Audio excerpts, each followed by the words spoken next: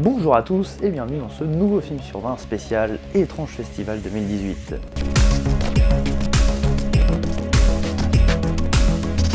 En effet, comme l'année dernière, on va revenir sur quelques films sortis lors de l'Étrange Festival qui a eu lieu au Forum des Images à Paris du 5 au 16 septembre. Et on commence tout de suite avec Mandy de Panos Cosmatos. His fist closed around the serpent's eye. Strange and eternal. I need you to get me that girl I saw. En 1983, un bûcheron du nom de Red Miller, interprété par un Nicolas Cage étonnamment sobre, plonge dans un cercle de violence après qu'une secte de fanatiques religieux en ait pris à sa chérie. Réalisateur de Beyond the Black Rainbow, j'attendais beaucoup de ce Mandy. Voir Nicolas Cage charcuter du fanachisme dans un bon gros trip années 80 psychédélique, c'est le genre de choses qu'on aime ici. Et bien malheureusement, le résultat est hyper décevant. Déjà, le film dure bien trop longtemps. 2 heures. L'exposition est interminable, et malgré quelques effets de style plutôt sympathiques, l'ensemble se révèle bien trop prétentieux avec ses dialogues pseudo-cryptiques et ses plans fixes qui durent des plombes. Attendez-vous donc à voir du bon gros charcutage après seulement 1 heure de film. Et même ça c'est naze. Les scènes d'action sont filmées avec une mollesse déprimante et sont symptomatiques de la mise en scène du film en général. En gros, le cinéaste noie son cadre dans des lumières baveuses et flashy, et un étalonnage dégueulasse qui pique les yeux. Et en termes de cadrage, c'est du niveau des pires des TV avec Nicolas Cage.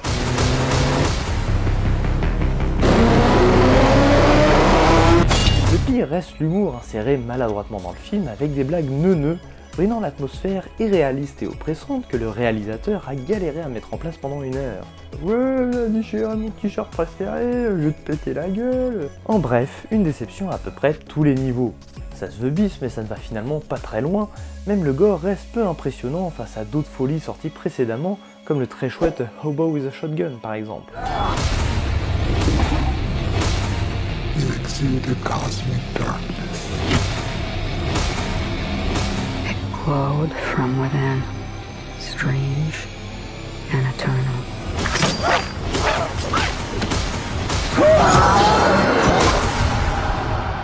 Ma note, interminable clip de Carpenter Brut, sur 20. Suivant, Killing de Shinya Tsukamoto.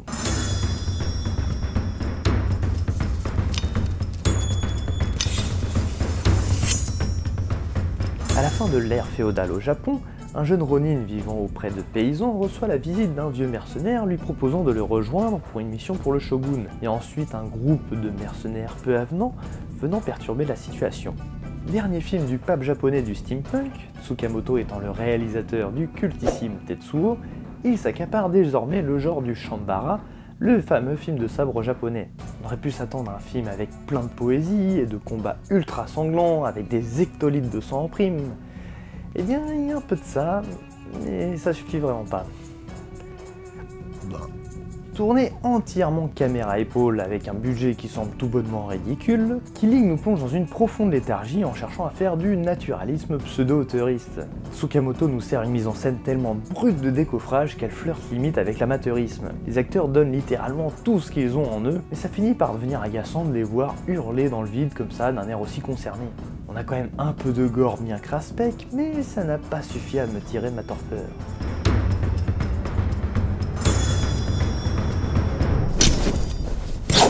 En conclusion, un film d'1h20 qui semble durer 3 fois plus. Un pauvre Chambara, tout cheap, tourné à la DV, manquant cruellement de souffle et d'ampleur. Une vraie punition à regarder.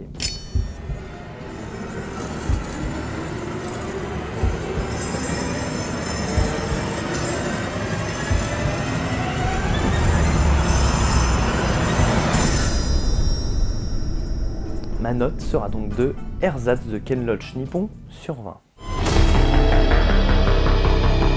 Le film suivant sera May the Devil Take You de Timo Tirayanto, qu'on appellera Timo par son petit nom parce que son nom il est un peu galère. Ini Maya. Papa sakit. Mama sakit. Alfie, hi. Annie retrouve sa belle famille à l'occasion de l'hospitalisation de son père, qui lui a cédé une gigantesque demeure familiale isolée en pleine forêt, où ce dernier a pactisé avec un démon qui lui a infligé une terrible malédiction. Timo est un réalisateur indonésien qui a déjà à son actif plusieurs films de genre, dont un segment particulièrement gratiné de The Abysses of Death, premier volume. On se retrouve donc devant une série B assez roublarde, bête et méchante et qui ne s'embarrasse jamais de tomber dans le ridicule. Car le film y sombre très souvent dans le ridicule. Mélangeant ésotérisme, possession et vaudou, on nous sert tous les clichés de tous les genres, à toutes les sauces. On a quand même des séquences assez cruelles et méchantes qui nous rappelleront avec affection les Evil Dead de Sam Raimi. Par moments, certaines scènes parviennent à fonctionner dans leur traitement, mais l'ensemble se révèle bien trop anecdotique pour marquer les esprits. En conclusion, une petite série B assez sympa à regarder, quoique beaucoup trop longue avec ses 2 heures. Ça vole vraiment pas haut, mais ça divertit.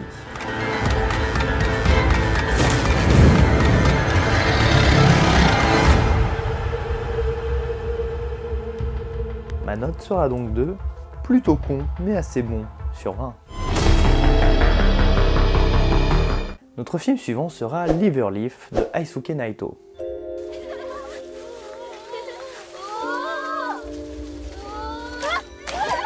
La jeune Haruka débarque de Tokyo dans un lycée de province, où elle se fait méchamment bisuter par sa classe qui semble s'emmerder ferme dans ce trou paumé, à un point où ils finissent carrément par cramer la famille d'Haruka. Elle va alors entrer dans une spirale de vengeance particulièrement meurtrière. Adaptation du manga de Rensuke Oshiri, Liverleaf est un jeu de massacre assez réjouissant, où le réalisateur à l'œuvre n'hésite pas à dresser un portrait assez déprimant de la société japonaise. En effet, les jeunes y sont particulièrement méchants et cruels, vu qu'ils s'emmerdent et qu'ils n'ont pas accès à leur salle d'arcade et leur karaoké. Les parents sont surprotecteurs, voire de bonnes grosses victimes, à l'image de la prof de notre protagoniste, qui fait exprès d'ignorer le harcèlement dont est victime Haruka. Liverleaf nous fait beaucoup penser à l'excellent Battle Royale, bien que la mise en scène de Naito n'arrive pas à la cheville de celle de Fukasaku. Ça reste quand même hyper ludique à regarder. Tous les personnages sont bien fucked up et divertissent suffisamment pour les 1h50 de film.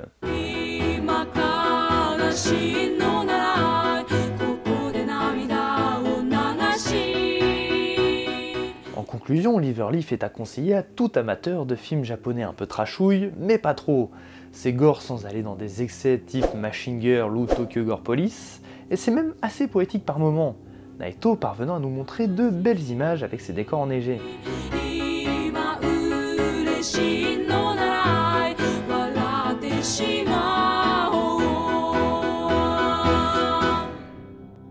Ma note sera donc de... monde de merde. Sur 20. Et pour terminer ma petite sélection, je vais parler de Life Changer de Justin McConnell. I know love exists. Drew, le protagoniste de l'histoire, est un être qui a la capacité de dupliquer l'apparence de plusieurs personnes en consommant leur énergie et en prenant leur apparence. Sauf qu'il est sans cesse obligé de se nourrir de leur énergie vitale pour sa propre survie, et ce, de plus en plus souvent. If I don't do this, I'll die, and I'm not ready to die. Petit film concept hyper intéressant, Life Changer avait la possibilité de flirter avec un sous-genre du cinéma d'horreur très estimé, le body horror. Malheureusement, c'est pas trop le cas. Le film est une petite série B du dimanche après-midi, assez peu sexy formellement parlant. La photographie est terne et la mise en scène purement fonctionnelle. Mais le cinéaste prend vraiment son sujet au sérieux, et s'amuse à nous mettre plein d'enjeux qui intensifient l'arc narratif de notre personnage principal, dont une romance impossible qui ne nuit pas à l'ensemble et est même plutôt bien traitée.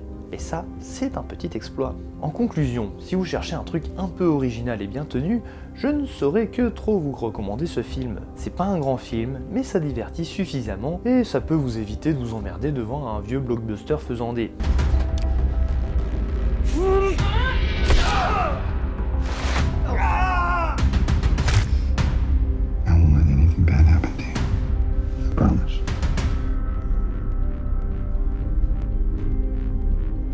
Ma note sera donc de bon petit film télé de body snatcher sur 20.